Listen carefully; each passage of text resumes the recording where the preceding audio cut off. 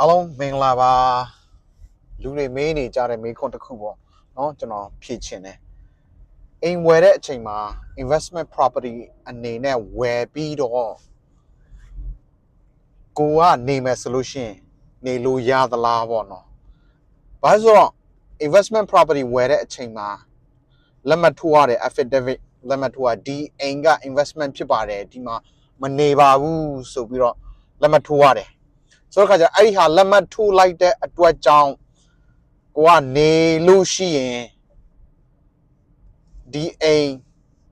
ကိုကပေါ့နော်ဒီအိမ်ကိုက investment ကနေနေပို့ primary အဖြစ်ပြောင်းလိုက်တဲ့အတွက်ကြောင့်ကိုကဒီဥပဒေကိုချိုးဖောက်တဲ့အတွက် mortgage fraud ထိသလားလာဖမ်းမလားအစိုးရနေပြီးတော့ပေါ့နော်စိုးရင်ကြတဲ့လူတွေရှိတယ်ဒါတကယ်serious question ပေါ့နော်မေးတဲ့အရာတစ်ခုဖြစ်တယ်သိတဲ့အရာတစ်ခုလည်းဖြစ်တယ်အဲ့တော့ yes သူတို့ရဲ့ဥပဒေအရာကတော့ okay investment property အနေနဲ့နေမယ်ဆိုပြီးတော့ရောင်းလိုက်လို့ရှိကိုကပဲနေမယ်ဆိုလို့ရှိရင်တော့ဒါဥပဒေချိုးဖောက်တယ်လို့မျိုးဖြစ်တာပေါ့ဒါပေမဲ့ဒီမေးခွန်းကဒီအရာတွေကပေါ့နော်တခါလေအမေရိကမှာဒါ gray area လို့ခေါ်တယ်ပေါ့နော် black and white ဒါအမဲလားအဖြူလားတဲတဲကိုကွယ်ခွဲခြားလို့မရတဲ့မေးခွန်းတွေပေါ့နော်ဒီအရာတွေကဆိုတဲ့အခါကျ okay ဟုတ်ပြီ investment ကနေ primary home ပြောင်းလိုက်တဲ့အတွက်ကြောင့်ကိုကတော့ဥပဒေချိုးဖောက်လိုက်တယ်ဆိုပါတော့ဘယ်နေရာခိုင်နှုန်းလောက်ကဘယ်နေရာလောက်ကဘယ် American ဘယ်သူဘယ်ဝါကဒီဟာချိုးဖောက်တဲ့အတွက်ကြောင့်အဖမ်းခံတာရှိဘူးတလဲကျွန်တော်နေတခါမှတရားမှမတွေ့ဘူးဒီလိုပြောလို့ကျွန်တော်ကဒီလိုလောက်ပါ mortgage fraud commit လောက်ပါဆိုပြီးတော့ကျွန်တော်အားပေးတာမဟုတ်ဒါပေမဲ့ statistically in reality ဘယ်သူမှအဖမ်းခံတာမရှိဘူးဘယ်သူမှဘယ်လုံးဘယ် lender ကမှအိမ် closing လုပ်ပြီးမှခင်ဗျအိမ်ကိုလာပြီးတော့ hey ဒီမှာခင်ဗျ renter လာဒီအိမ်ကခင်ဗျအိမ်ရှင်ကလာနေရလားဘယ်သူမှလာမစစ်ဘူး well တခြားကိစ္စနဲ့ပတ်သက်ပြီးတော့ဟို IRS နဲ့တခြားအကျွေးတွေပါတယ်ကိုကအစိုးရတခြားအမှုတွေပါတယ်ရှိထိုင်းတော့ဒါမပြောတတ်ဘူးပေါ့နော်ပြီးတော့နောက်တစ်ခု perspective တစ်ခုနဲ့စဉ်းစားကြည့်လိုက်ဒီဟာက America ဒါ free country ခမည်းဝယ်တဲ့ပစ္စည်းခမည်းပိုင်တဲ့ပစ္စည်းအမေရိကမှာအိမ်ဝယ်လို့ရှိရင်ဒါခမည်းပိုင်တယ်ဘန် okay ပတ်စံချီပြီးတော့ဝယ်တာဖြစ်တဲ့အတွက်ကြောင့်ခမည်းမပေးနိုင်လို့ရှိရင်ဘန်ကတိတ်မှန်းတယ်သို့တော်ဝယ်ပြီးတာနဲ့အချိန်မရွေးခမည်းပြန်ရောင်းလို့ရတယ်အချိန်မရွေးပြန်ရောင်းလို့ရတယ်အဲ့ဒီလိုပဲအချိန်မရွေးခမည်းစိတ်ပြောင်းပြီးတော့ okay ငါဒီအိမ်ကိုinvestment အနေနဲ့ငါမလိုချင်တော့ဘူးငါနေတော့မယ်လှုပ်လို့ရကြိုက်တယ်လို့လှုပ်လို့ရတယ်အဲ့ဒါစဉ်းစားကြည့်လိုက်ဘောနော်ကြိုက်တယ်လို့နေလို့ရတယ်9%နဲ့ကိုဝယ်တာ okay အဲ့ဒီတော့မရတာပါရှိတယ်လေဆိုတော့ okay လူတယောက်မှာ primary home နှလုံးထားလို့မရဘူးနှလုံးထားလို့မရဘူးဆိုတာဥမာ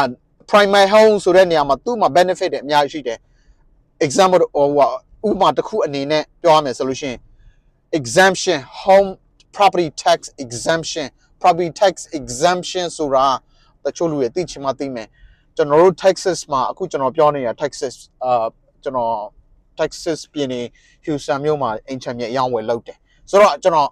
Texas ရဲ့ဥပမာတစ်ခုပြောပြမယ် Texas မှာဆိုလို့ရှိရင်ကျွန်တော်အိမ်က2သိန်းတန်ဖိုးရှိတယ်ဆိုပါတော့ home exemption ရှောက်လိုက်တဲ့အတွက်ကြောင့် home exemption ရှောက်ဖို့ကကျွန်တော်ရဲ့အိမ် primary အိမ်ဖြစ်ရတယ်ဖြစ်မှရှောက်လို့ရတယ်ဒီအိမ်လိပ်စာပါတဲ့ driver license ကိုပြရတယ်ပြပြီးတော့ရှောက်ရတယ်ရှောက်လိုက်တဲ့အခါကျတော့ဘယ်လိုဖြစ်သွားမလဲဆိုတော့မြေခွန်ဆောင်တဲ့အချိန်မှာကျွန်တော်အိမ်က2သိန်းတန်ဖိုးရှိတယ်ဆိုလို့ရှိရင်3,400,000အထိကို short ချပေးတယ်မြေခွန်ပေးစရာမလိုကျန်တဲ့6,000အပေါ်မှာပဲကျွန်တော်ကမြေခွန်ဆောင်ရတယ်အဲ့ဒီလိုမျိုးbenefit ရှိတယ် primary home ဆိုတာအဲ့တော့ primary home ကိုလုံးလို့မရတာ primary home ကိုလူတယောက်မှာ primary home ကတစ်ခုပဲရှိလို့ရတယ်တနိုင်ငံလုံးဒါကတော့ Texas တစ်ခုတည်းမဟုတ်တနိုင်ငံလုံးမှာ primary home ကတစ်ခုပဲရှိလို့ရတယ်အဲ့ဒါတော့သတိထားဖို့လိုတယ်အဲ့ဒါပေါ့နော်အဲ့ဒါကတော့တလုံးပဲအဲ့ဒါကတော့ဘာမှလုပ်လို့မရအောင်ပြီးတော့နောက်တစ်ခုက okay primary home အနေနဲ့ဝယ်ပြီးတော့ property investment property ငါးစားလို့မရဘူးလား okay ဒါလေကျွန်တော်စဉ်းစားတတ်မယ်ဆိုလို့ရှိရင်ကျွန်တော်ဖြေပြီးပြီဒီမေးခွန်းလေး okay primary home တယောက်ပဲထားလို့ရ okay အိမ်10လုံးထားပိုင်တယ်ထားအောင်ကျန်တဲ့အိမ်တွေအကုန်လုံးက investment အိမ်ဖြစ်သွားလိမ့်မယ် primary home ကတစ်လုံးပဲရှိလို့ရတယ်အဲ့ဒီတော့ okay နောက်တစ်ခုမေးခွန်းက okay အခုကျွန်တော်ပထမဆုံးအိမ် primary အိမ်တစ်လုံးရှိမယ်ဒုတိယအလုံးကိုကျွန်တော် primary home အနေနဲ့ဝယ်လို့ရသေးသလားဘာလဲဆိုတော့ primary home အနေနဲ့ဝယ်လိုက်ခြင်းအပြင် benefit ကျွန်တော်ပြောသွားတဲ့ homestead exemption တစ်ခုရှိမယ်နောက် benefit ဘာလဲဆိုလို့ရှိရင်အိမ်ဝယ်တဲ့အချိန်မှာ down payment က primary home ဝယ်တဲ့အတွက်20ရာခိုင်နှုန်းပေးစရာမလိုဘူး investment အိမ်ဝယ်လို့ရှိရင် investment home ဝယ်လို့ရှိရင်20ရာခိုင်နှုန်းအနည်းဆုံးပေးရတယ် primary home ဝယ်လို့ရှိရင် 3.5 3ရာခိုင်နှုန်းလောက်ပေးပြီးတော့အိမ်ဝယ်လို့ရတယ်အဲ့တော့နောက်တစ်လုံးဝယ်မယ်ဒုတိယအလုံးပြီးတော့နောက်သားတိယစတုထ okay အဲ့ဒါ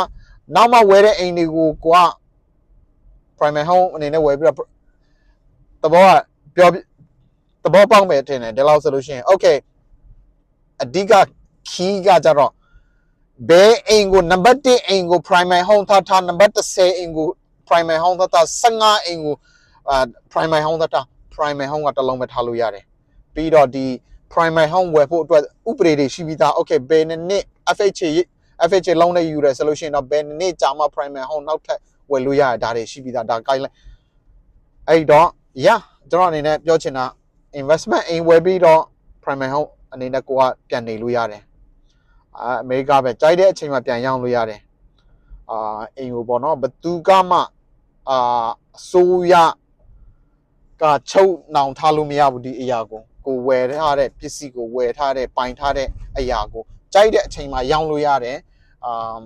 ဒီနေ့ဝယ်တယ်ဒီနေ့လက်မှတ်ထိုးတယ်ဒီနေ့ပြန်ရောင်းလို့ရတယ်မနေ့ဒီနေ့ဝယ်ပြီးတော့မနေ့ပြန်လည်းပြန်ရောင်းလို့ရတယ်ဆိုလို့ချင်တာကိုကြိုက်တယ်လို့လုပ်လို့ရတယ်okay ဒီလောက်ပါပဲဒါမဲ့ gray area လို့ခေါ်တယ်ပေါ့နော်အဲ့လိုမျိုးဟာတွေကြတော့ကျွန်တော်mortgage fraud commit လုပ်ပါလို့ကျွန်တော်တိုက်တွန်းနေတာမဟုတ်သလိုI mean လုံးဝမရတော့ဘူးလားရသလားဆိုတဲ့ဟာဒီ